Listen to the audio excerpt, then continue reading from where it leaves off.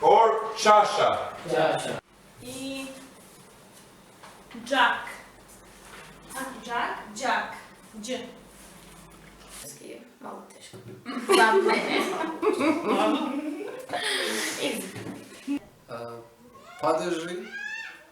Padeži. Ja. Ti. On. Ona. Mi. Vi. Oni. Glagol kuvati. Ja. Ja kuvam, ti kuvaš, ona kuva, mi kuvamo, vi kuvate, oni kuvaju. Kako se ti zoveš? Zovem se Asad. Odakle si?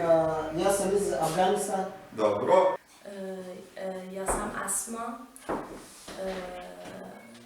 iz Irana, imam 28 godina, igram odbojka, pričam srpski,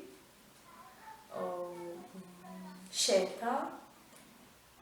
Ja sam Ali, ja sam iz Irana. Ja sam u Srbiji za 1 godina i ja volim srpski jezik. Vranja, u kafana, u bazar, sve.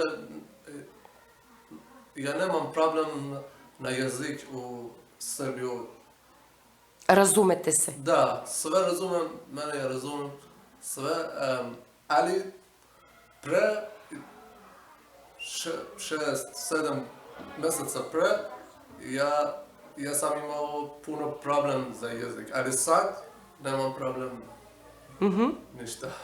Zdravo, moje ime je Bunuk, moje prezime je Artur, učim srpski jezik, ja volim Srbija. Posle idim za put u Srbiju, u Bosiliga. Izvolite, hvala, doviđenja. Ona kaže da nisi ženja. Zašto?